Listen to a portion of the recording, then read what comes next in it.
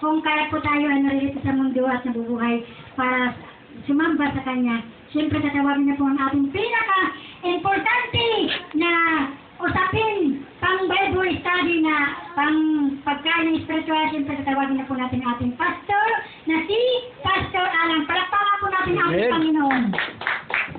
Amen. Purihin ng Diyos, no? At sa oras po nito. At patuloy po tayo sa patuloy na paglilingkod po natin sa Panginoon. Yan, ako po yung nagagalak at natutuwa na patuloy po tayong naglilingkod sa Panginoon.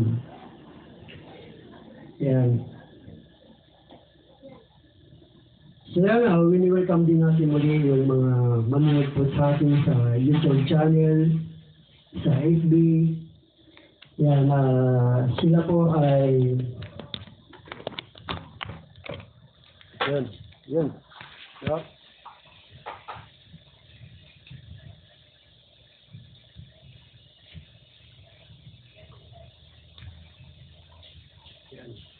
Sila nga ay kasama po natin ngayon sa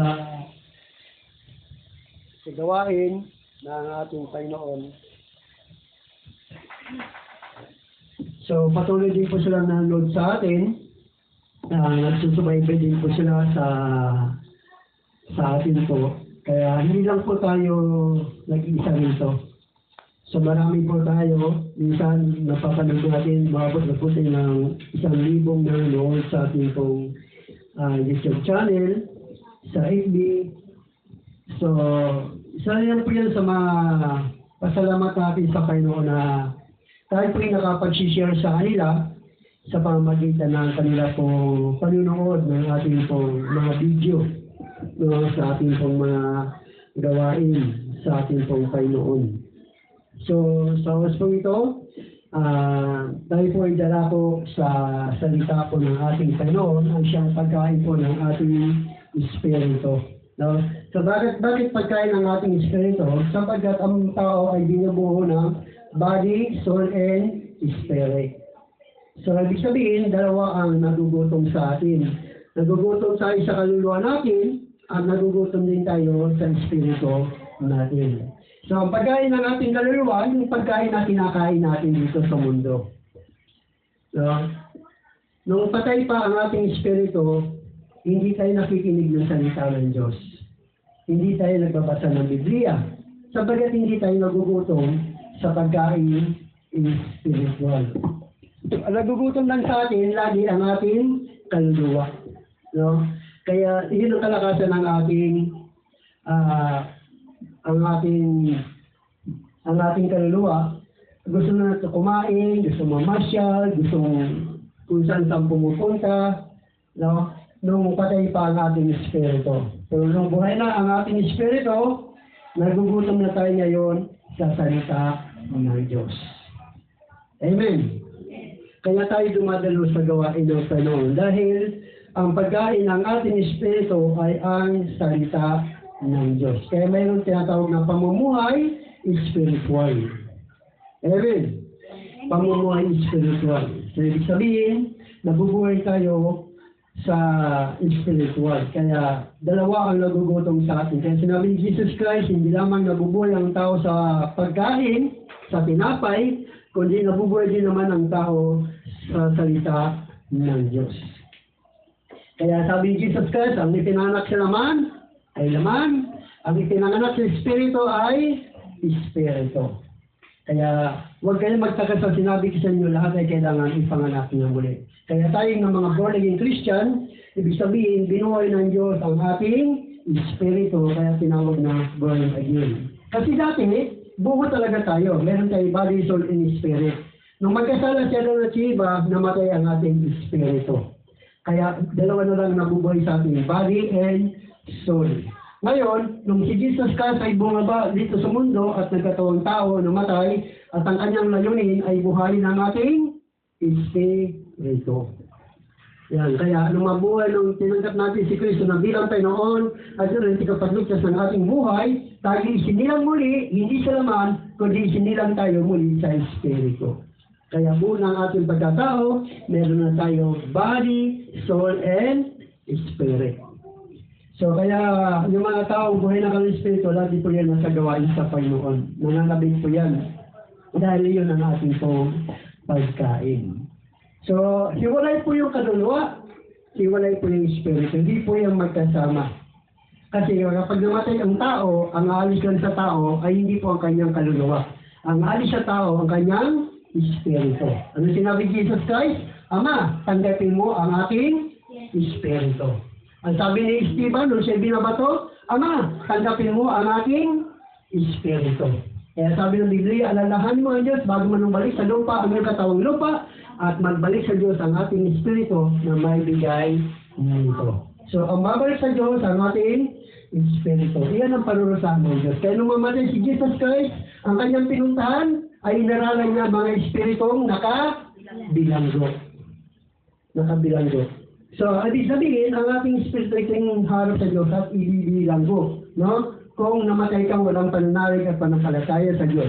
Pero kapag namatay kang walang pananalig at pananampalataya sa Diyos, ang iyong espiritu ay nandoon sa piling nino ni Abraham. Kasi si Abraham ang ama ng mga mananampalataya. Ngayon, nasaan ang ating body and soul? Ang body and soul nag-aantay po yan sa pagbabalik ni Jesus Christ. No? Dasikan kami, kaya may muling pagbabalik si Jesus. Kasi ang ating body and soul nandito sa mundo. Natutulog po yan. Nag-aantay sa pagbabalik ni Jesus Christ. No? So muling bubuhay ni Jesus Christ yan, yung ating body and soul. Kasi kung kasama ng soul natin, wala nang babalikan si Jesus. Kasi ang tao ay body and soul. Ang espiritu, binigay ito ng Diyos sa atin para magkaroon tayo ng buhay. Amen po ba? Amen. Binigay ito sa atin ng Diyos para magkaroon tayo ng buhay. Kaya ito, para mamatay tayo, ang kukunin ng Diyos sa atin ang ating espiritu, yung ating buhay. No? Kaya pag namatay tayo, mananatili tayo dito sa mundo hanggang sa pagbabalik ni Jesus Christ. Kaya muli kang bubuhayin. No? Kaya yan. Kaya mayroong sikang coming. Kasi nga nandito pa ang ating body and soul sa mundo. Pero ang ating espiritu nandun na sa piling ni Abraham. Wala pa doon sa kaharian talaga ng Diyos. Kasi nga, saka lamang tayo makakarating sa kaharian ng Diyos kapag nagkaroon na ng sikang coming kasama na ang ating body and soul. So, nandun yan. So yan po ay sa mga taong naniniwala, kasi dati yung paniniwala ko dati, yung body ay yung soul at saka spirit magkasama. Yan ang aking paniniwala dati. Pero nung pinag-aralan ang Biblia, ang alis lang sa mundo, sa katawan natin, yung ating spirit. Maiiwan yung ating body and soul. Kaya parang lang tayo natutulog at nag-aantay sa huling paghukom sa pagbabalik ng ating Panginoon Kristo. Para mabuhay ang ating body and soul, siyempre kung nasa espiritu mo, iluluwa yun. Sabi ng Biblia, iluluwa ng hadis ang nalagak sa kanya. No? Nalagak sa kanya. Iluluwa din ng mga andun. Ibig sabihin, bubuhayin lahat ng ating Panginoon pagdating ng huling paghukom. So, ang ating pong pag-aaralan sa oras po ito ay meron po tayong 4 na pag-aaralan patungkol sa pag-ibig ni Jesus Christ. Mahal pa ba tayo ng ating Panginoon? Amen. Mahal po tayo ng ating Panginoon. So, ang pag-aaral po natin ay pag-ibig ni Kristo. So, bago yan, tayo muna ay manalangin sa oras po ito. Panginoon, maraming salamat sa oras po ito, Diyos. Dalangin namin ay patuloy namin pagpalain sa aming pong pagkain spiritual na mapapasinggap po namin. At maging ang mga nunod sa amin sa YouTube channel, sa FB, sa lahat, Luzon, Visayas at Mindanao, maging sa ibang bansa na nakakunik sa aming YouTube channel, nakakunik sa FB, kay noon ay patuloy niyo po silang pagpalain kung ito man ay kanilang mapapanood o mapapakinggan sa araw nito, Diyos. Kaya purihin ka sa iyong patuloy na pangunguna at pagtuturo sa amin sa pangalan ng Ama, ng Anak at yung Bayan Espiritu Santo sa pangalan ng Jesus. Sa lahat ng natin sabi ng Amen. So dito ay ang ating pong pag-aaralan, ang pag-ibig ni Kristo. Ang pag-ibig, ang pag-ibig ni Kristo ay makikita sa kanyang pagdating dito sa mundo upang hanapin ang mga naliligaw. Na sinasabi na Lucas chapter 19, verse 10, ang sabi niya, ang anak ng tao ay naparito upang hanapin at iligtas ang mga naliligaw. So yun ang kanyang pag-ibig, no? Na ikaw at ako ay hanapin upang iligtas tayo na tayong naliligaw ng landas. Naliligaw sa dati nating paniniwala, dati nating pananampalataya, at ngayon ay nasa totoong pananampalataya na tayo sapagkat nahanap na tayo ng ating Panginoon. At yun ay dahil niya sa pag-ibig niya sa atin. Na sinasabi ng banal na kasulatan sa 1 Peter chapter 2 verse 24 hanggang 25, na sinasabi niya sa kanyang pagkamatay sa cross, pinasan niya ang bigat ng ating mga kasalanan upang tayo mamatay na sa kasalanan at mamuhay ayon sa kalooban ng Diyos. Kayo'y pinagaling na sa mga magitan ng kanyang mga sugat, sapagkat kayo ay tulad ng mga tupang naliligaw, ngunit kayo'y nanumbalik na upang sumunod sa pastol at tagapangalaga ng iyong mga kaluluwa. Tagapangalaga. Na tayo dati ay naliligaw at dahil sa pag-ibig niya sa atin, ibinigay niya ang kanyang buhay. Para ikaw at ako ay maligtas lamang. Kasi ang layunin ng kaligtasan ay maliligtas tayo sa pamamagitan ng dugo. Sa pamamagitan ng dugo. Dahil ang Diyos ay walang laman at dugo, ginawa niya ang kanyang sarili, siya ay nagkatawang tao bilang dahil sa pag-ibig niya sa atin, bagaman siya Diyos, ay nagkatawang tao siya. Para magkaroon siya ng laman at dugo at matubos tayo sa ating mga kasalanan. Na ialay niya ang kanyang buhay. Kaya mag-isip pa natin dito na hinanap tayo ng Lord dahil nga sa kanyang pag-ibig sa atin. Na tayo po ay mga naliligaw. Kaya sabi dito sa Matthew chapter 8 verse 10 hanggang 13, na sabi niya, pagkaingatan ninyo, huwag ninyong hamakin ang isa sa maliit na ito. Sinasabi ko sa inyo, ang kanilang mga anghel ay laging nasa harap ng aking Ama na nasa langit. Ano sa akala ninyo ang gagawin ng isang taong may 100 tuba kung nawawala ang isa sa mga iyon? Hindi ba niya iiwan ang 99 sa bundok upang hanapin ang naliligaw?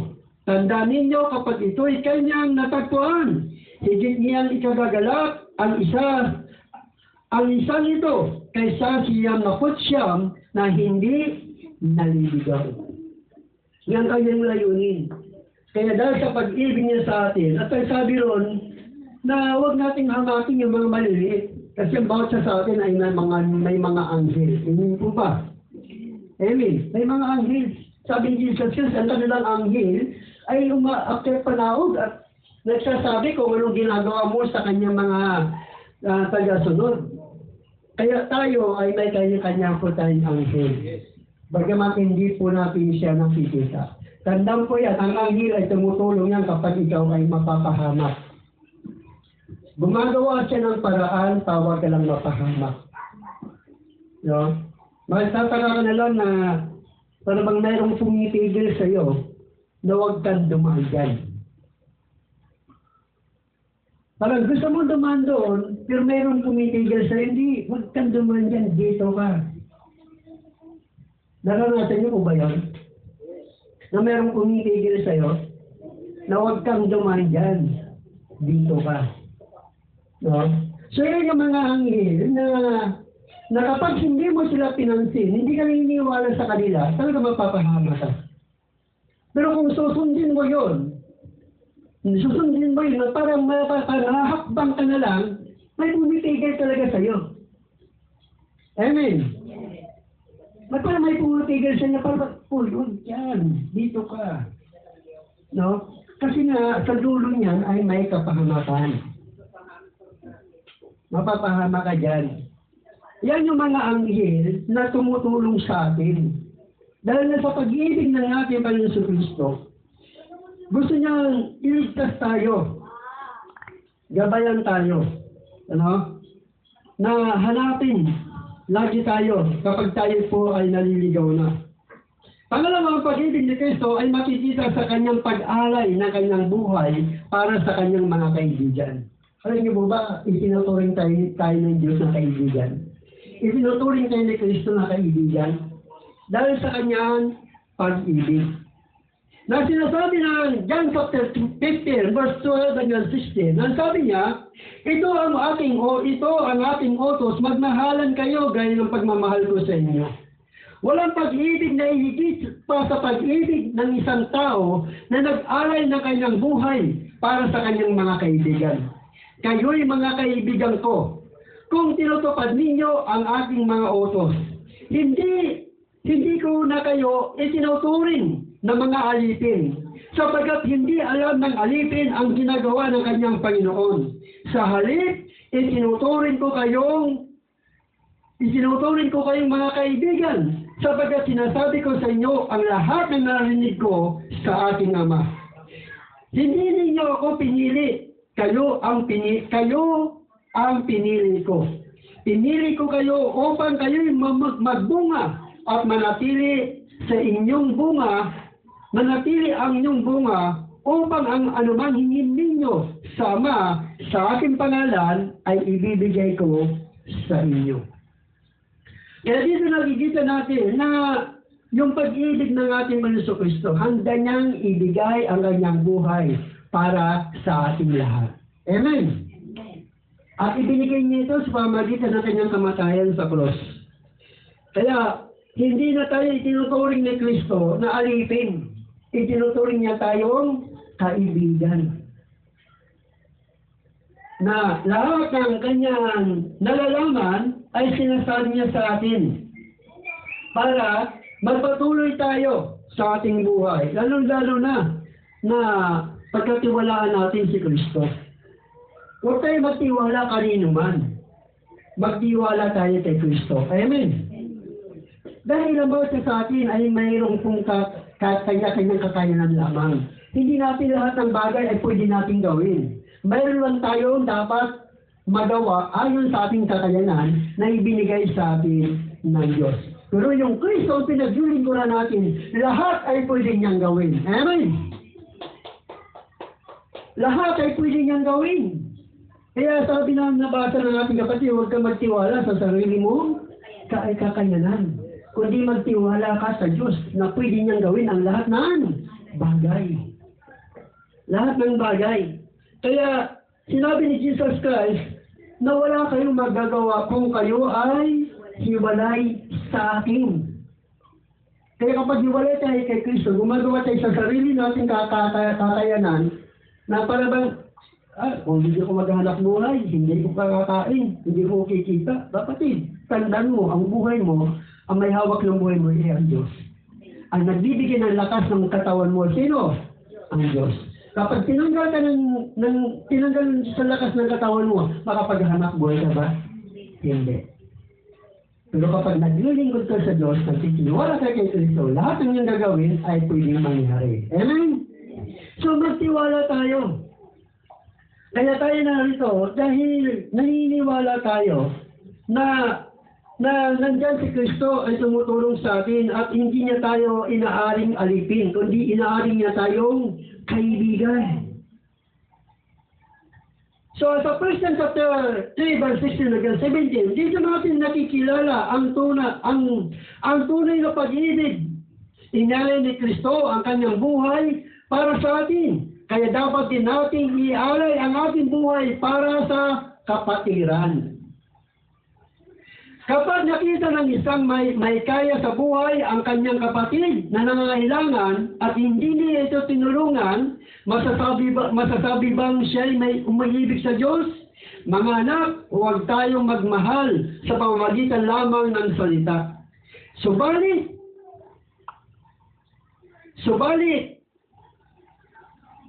ano sabi niya? Sa pamamagitan lamang ng subalit, ipakita rin natin ang tunay na pag-ibig sa pamamagitan ng mga gawa. Katulad yan, kapatid, bibigyan kita ng sapatos. Pero hanggang ngayon, wala ka pa rin na ibibigay sa kanyang sapatos. Hindi totoo yun. Kapatid, bibigyan kita ng kape. Pero hanggang ngayon, wala ka pa rin. Siguro sila na may nabigyan ng kape. Isang ko yan, no? Eh, kapag ginawa mo yung sinabi mo, sabi ng Biblia, hindi siya ang binigyan mo. Ang binigyan mo sino? Si Kristo. Kaya, yung binigay mo sa Kanya, masigit pa yun ibabalik sa'yo. Saan? Sa pamagitan ng trabaho mo. Sa pamamagitan ng negosyo mo. Pagpapalain ng Diyos. Doon dadaloy yan. Amen? Hindi yung personal ibabalik sa'yo ng Diyos sa pangangailangan mo. Ay, ito sa'yo binalik ko. Hindi. Kundi ang gagamitin ng Diyos yung kung anong ginagawa mo. Kung ano yung negosyo mo, pagpapalain ng Diyos yan. Para kung magkano man ang nawala sa'yo, dodoblihin ng Diyos yan. Amen? Magtataka ka. Pag bilatag mo pa, marami nang lumalapit sa'yo mamimili. Ubus ka agad. Sabi ng isa, Ilay, magkano yan? 3 akin. Pwede naman isa, magkano yan? 5 akin. Wala pa isang ulo, ubus ng paninda mo. Bakit? Kasi meron kang binigyan. Amen. Meron kang tinulungan. At ang tinulungan mo ay walang iba kundi si Kristo. Hindi yung tao mo yun. Dahil ang sabi ng Biblia, kung mayroon kong bibigyan mo lang ng pagkain, ng inumin, ang malit kong ito, hindi siyang piniinom mo, kundi ako. Kaya asahan mo, meron kang tatanggapin mula sa akin. Dahil yun ang pag-ibig ng ating Panginoon. Ipakita din natin ang pag-ibig natin sa pamagitan din ng gawa. Kaya huwag kang magsasalita kung hindi mo naman totoo pa rin. Kaya sabi ng Biblia, oo kung oo, hindi kung hindi. Kapag nag-oo ka, tuparin mo. Dahil may kapalit yan. Ano yung kapalit? Pagpapala mula sa Diyos. Mula sa Diyos.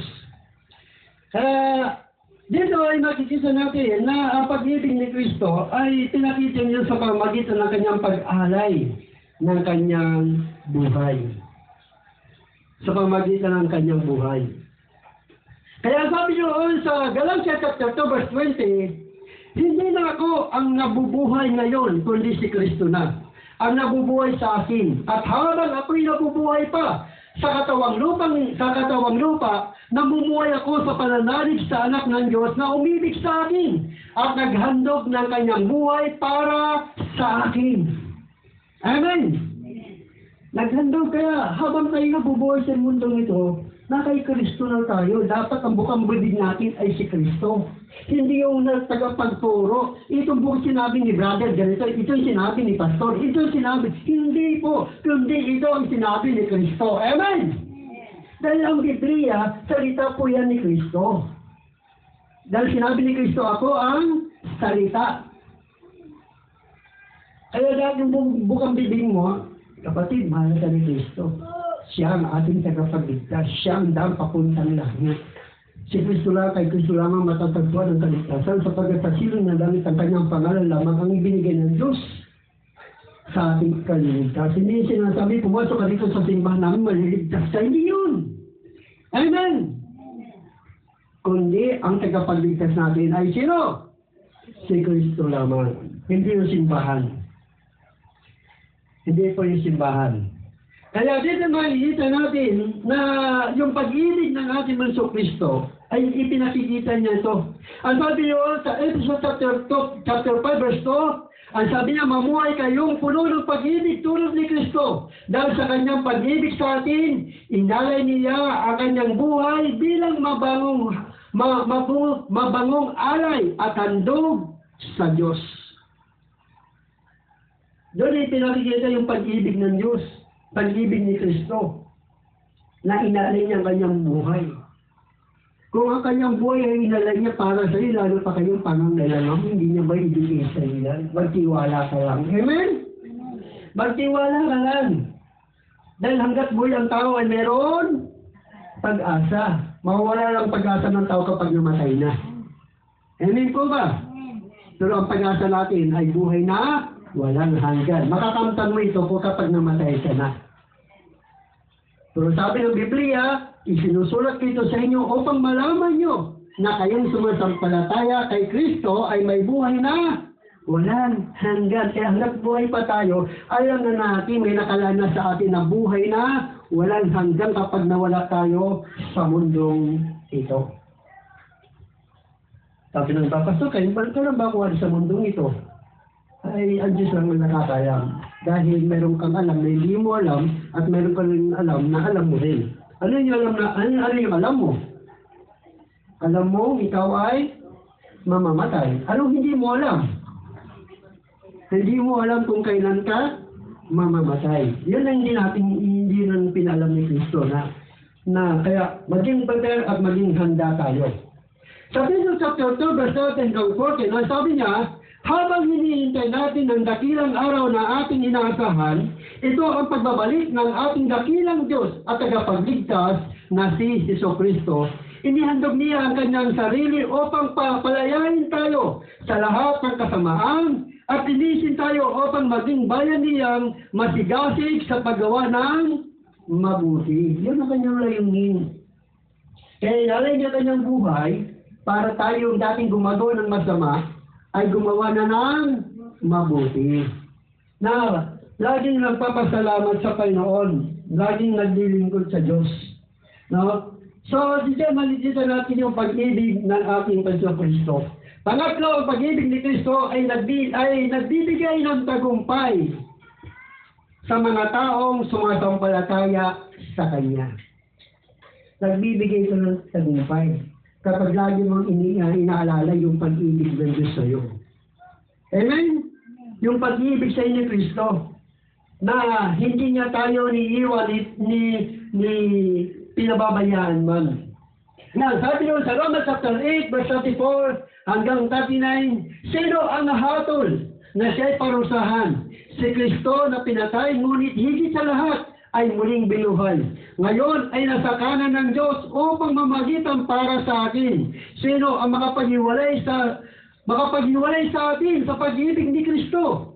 Ang kaguluhan kaya, ang kapighatian, pag-uusig, pagkagutom, kahirapan, panganib o kamatayan, ayon sa nasusulat. Dahil po sa inyong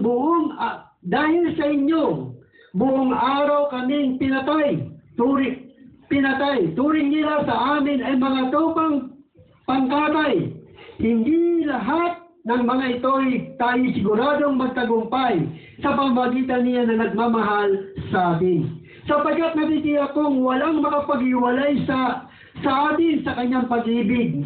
Kahit ang kamatayan, ang buhay, ang mga anghel, ang mga pamunuan o ang mga kapangyarihan, ang kasalukuyan o ang hinaharap, ang kataasan, ang kalaliman o alinmang nilalang ay hindi makapag-iwalay sa atin sa pag-ibig ng Diyos na ipinagkaloob sa atin sa pamamagitan ni Kristo Jesus na ating Panginoon. Kaya wala makapag-iwalay sa atin sa pag-ibig ni Kristo. Hindi yung gutom, hindi yung anuman na naranasan mo. Ang lahat niyan ay mapagtagumpayan mo dahil sa pag-ibig ni Kristo. Wala ka mang makain ngayon, magtiis ka. May uwak na darating kakatok sa'yo. Amen? Sila dyan, walang makain. Anong pupunta sa kanya? Mga uwak. No? Para bigyan lang siya ng pagkain. Bakit? Kasi mahal siya ng Diyos eh. Ganun din naman tayo. Kapag walang-wala ka na, mayroong darating sa iyo na hindi mo inaasahan. Kaya hindi yung mga ganyan makapaghiwalay siya. Ang iba kasi pag nakaranas ng gutom, ayaawa na. Ayaw ko nang maglingkod kay Lord. Kung saan ako naglilingkod kay Lord, saka naman ako nagugutom. Pero nung hindi mo naglilingkod kay Lord, hindi mo ako nagugutom. Kapatid, anong dahilan? Bakit hindi ka nagugutom? Dahil naghahanap buhay ka. Amen? Dahil nagtatrabaho ka. Pero nung maglingkod kay Lord, anong ginawa mo? Hindi ka na nagtatrabaho. Dahil ang akala mo, kapag naglilingkod kay Lord, bibigyan ka ng personal isa sa iyo, ha? Hindi sa iyo. Hindi ganun. Kaya sabi ng Diyos, 6 na araw kayo gagawa ng iyong ikabubuhay. Isang araw lang para sa akin. Para hindi kayo mapagalan sa paglilingkod sa Panginoon. Hindi nyo sasabihin, nagugutom ako. Amen. Nauuha ako, hindi. Sapat ang 6 na araw para hindi ka magutom sa loob ng isang araw. Amen. Hello?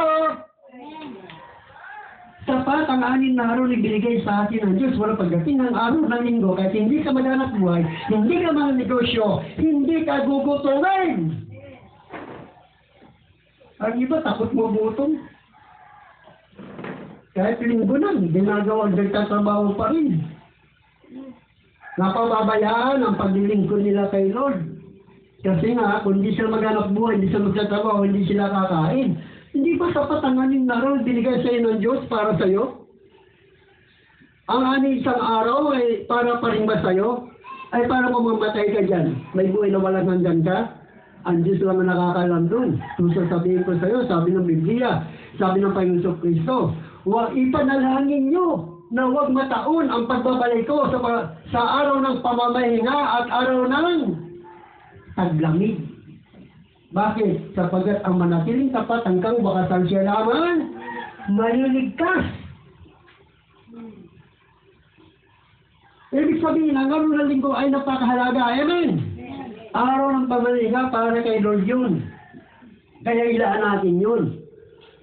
Kung mayroon ka mang gagawin, dapat ginawa muna yan mula Lunes hanggang Sabado. Pagdating ng araw ng linggo, nakalaan na yan para kay Lord. Amen? Hindi kung saan araw ng linggo sa kakamamamasyal.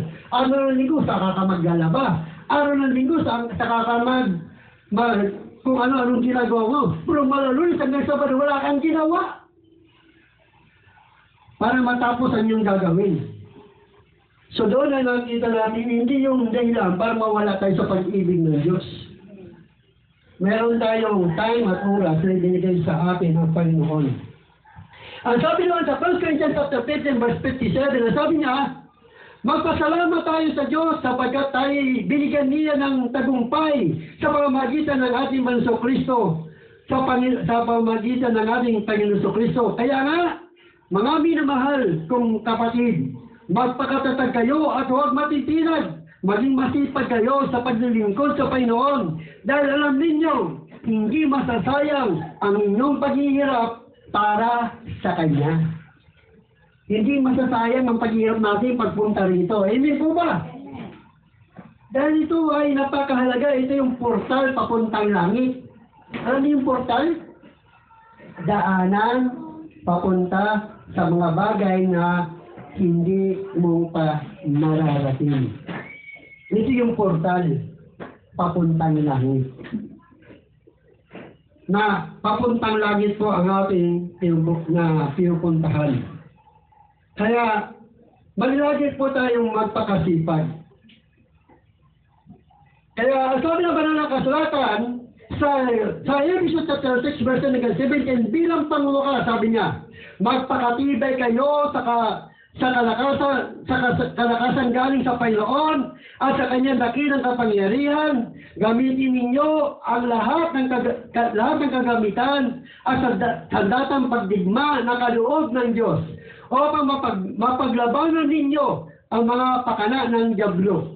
Sabagat hindi tayo nakikipaglaban sa mga tao, kundi sa mga pinuno, sa mga may kapangyarihan, sabagat hindi tayo sabi niya, sa may mga kapangyarihan, at sa mga pamahala ng kadiliman, umiiral sa salibutan ito. Ang mga hukbong espiritual ng kasamaan at sa impapawid. Kaya isuot ninyo ang kasuotang pandigma na mula sa Diyos. Sa gayon makakalaban kayo kapag dumating ang masamang araw na sumalakay ang kaaway upang pagkatapos ng labanan ay matatag pa rin kayong nakatayo. Kaya maging handa kayo, ibigay sa inyong baywang ang sinturon ng katotohanan at isuot sa dibdib ang baluti ng katuwiran. Isuot ninyo ang sandalyas ng pagiging handa sa pangangaral ng magandang balita ng kapayapaan. Lagi ninyong gawin panangga ang pananampalataya na siyang papatay sa lahat ng nagliliyab na palasok ng dyablo. Isuot ninyo ang helmet ng kaligtasan at gamitin ang tabak ng Espiritu na walang iba kundi ang salita ng Diyos. Ang lahat ng ito ay gawin ninyo na may pananalangin at pagsamo. Manalangin kayo sa lahat ng pagkakataon sa patnubay ng Espiritu. Lagi kayong maging handa at patuloy na ipanalangin ang lahat ng hinirang ng Diyos. So, dahil sa pag-ibig ni Kristo, ikaw at ako ay laging magtatagumpay. At ang tabak natin ay ano? Ay ang salita ng Diyos. Kaya dapat meron kayo laging may Bible verse kayo. Lagi kayong mayroon kayo laging tinatawag na sandata na memory verse. Dahil ang memory verse na yan, sabi ng Biblia, yun yung tabak. Tabak, yan yung sandata nyo. Yan yung salita ng Diyos. Kaya pag yan ay lagi nyong binabanggit, binabasa, o minimemorya, may panglaban kayo. Dahil yan, ay magtatagumpay tayo, sabi ng banal na kasulatan. Kaya nagtatagumpay tayo dahil sa pag-ibig po ni Kristo. Last but not the least, ang pag-ibig ni Kristo ay ang mga banal ay dapat manatili sa kanyang pag-ibig. Manatili kayo sa kanya. Kahit saan tayo pumunta, lagi natin inisip, mahal ako ng ating Panginoon Jesus. Hindi niya ako iiwan, hindi pababayaan man. Kaya nasa trabaho pa, kahit saan ka pumunta, sabi ng Biblia, ako'y kasama niyo hanggang sa katapusan ng sanlibutan. Kasama niyo ako kahit saan kayo pumunta, sapagat ako'y naroon. Sapagat ang mundong ito ay patungan lamang ng ating paa. Tungtungan lang ito ng kanyang paa. Kaya, bilang mga anak, dahil sa pag-ibig ni Kristo, dapat tayo manatili sa kanyang pag-ibig. Na sinasabi sa John chapter 15, verse 9 and 13, kung paano inibig ako ng Ama, gayon din naman, iniibig ko kayo, manatili kayo sa aking pag-ibig. Kung tinutupad ninyo ang aking mga utos, manatili kayo sa aking pag-ibig. Tulad ko, tinutupad ko ang mga utos ng aking Ama at ako'y nanatili sa kanyang pag-ibig. Sinabi ko sa inyo ang mga bagay nito upang mapasa inyo ang kagalakan ko at nang sa gayoy, malubos ang inyong kagalakan. Ito ang aking utos, magmahalan kayo, gaya ng pagmamahal ko sa inyo. Walang pag-ibig na higit pa kaysa pag-ibig ng isang taong nag-alay na kanyang buhay para sa kanyang mga kaibigan. Yan ang sinasabi ng Biblia, manatili tayo sa kanyang pag-ibig. Dahil yung mga taong umiiwalay sa pag-ibig ni Kristo, nanglalamig yan. Dati ang init-init niya. Init-init niya sa gawain ng Diyos dahil mahal na niya si Kristo. Gusto niya manatili sa pag-ibig ni Kristo lahat. Napakainit niya. Pero kapag nanglamig na ang iyong pag-ibig, nawawala na siya sa paggawain ng Diyos. Tandaan niyo po yan, mapapadama mo ang pag-ibig ng Diyos. Mapapadama mo ang pag-ibig mo kay Kristo. Kung nasaan ang gawain ni Kristo, dapat nandun ka. Amen? Nandun ka. Dahil doon mo napapakita yung pagmamahal mo sa Kanya. At doon din na mapapakita yung pagmamahal ng Diyos sa atin. Kaya, yan ang pag-ibig ng ating Panginoon Kristo. Sa John chapter 13, verse 35 hanggang 13, verse 33 hanggang 34, isang bagong utos ang ibinigay ko sa inyo ngayon. Mag-ibigan kayo kung paano ko kayo iniibig. Ngayon din naman, mag-ibigan kayo. Kung kayo'y nag-iibigan, makikilala ng lahat na kayo'y mga alagad ko. So doon ay pinakita na kung paano tayo nanatili sa pag-ibig ni Kristo, makikita natin to doon sa pag-ibig natin sa ating mga kapatiran. Kapag nakita natin wala ang isang kapatid natin dito, dapat kung may time ka, may oras ka, pwede mo siyang bisitahin. Sis, wala ka nung linggo ha. Yun ay sign ng pag-ibig mo. Amen? Amen? Sign mo yun na sinusunod mo ang utos ni Kristo. Bilang magkakapatid, nagkakamustahan tayo, bakit wala siya? Baka ano nangyari? No? Bakit nawawala siya? Ipaalalahanan lang natin. Dahil nga, yun ay turo na dapat sundin natin na manatili tayo sa pag-ibig ni Kristo. At ang pag-ibig ni Kristo yan ay dapat din naman ibahagi natin sa ating mga kapatid na nawawala, nanlalamig sa gawain ng ating Panginoon. Sa 1 John chapter 3, verse 23 hanggang 24, ito ang kanyang utos. Sumampalataya tayo sa kanyang anak na si Kristo at magmahalan tulad ng ganyan. Magmahalan tayo gaya ng inuutos ni Kristo sa atin. Ang sumusunod sa mga utos ng Diyos ay nanatili sa Diyos at nanatili naman sa Kanya ang Diyos. At nalalaman natin na natili siya sa atin sa pamamagitan ng Espiritong ipinagkaloob niya sa atin. Kaya sabi ng Biblia, pakita natin yung pag-ibig na inalay sa atin ng ating Panginoon Kristo kung tayo nananatili sa kanyang pag-ibig. Na hindi lang yung iniibig ko si Kristo, pero mga kapatiran natin wala tayong pakialam. Amen? Dapat may pakialam po tayo. Hindi lang yung pastor, hindi mo siya nagkabo ni pastor, hindi po. Hindi po lahat magagawa. Lahat tayo may kanya-kanyang tungkulin na dapat natin gawin. Amen? Sabi nga ni Brother Jerry, hindi kayong gawin ni pastoralan niya, kundi lahat tayo. Pwede tayong gumawa dahil sa pag-ibig natin kay Kristo. Hindi lang si Brother Jerry ang magpapakain. Hindi si Brother na gawa nga magpakain, no? Amen? Si Brother ito, ginagawa nga magpakain. Basta mayroon ka, dapat gawin mo na mayroong pag-ibig. Na huwag tayo manunumbat. Ngayon, tandaan po natin, ang ginawa natin yan ay para kay Kristo. Dahil sa pag-ibig natin kay Kristo. Hindi man niya kayang ibalik ng basa sa atin, pero kaya niya ibalik ng Diyos ang ibigay mo. Amen? Kaya ibalik.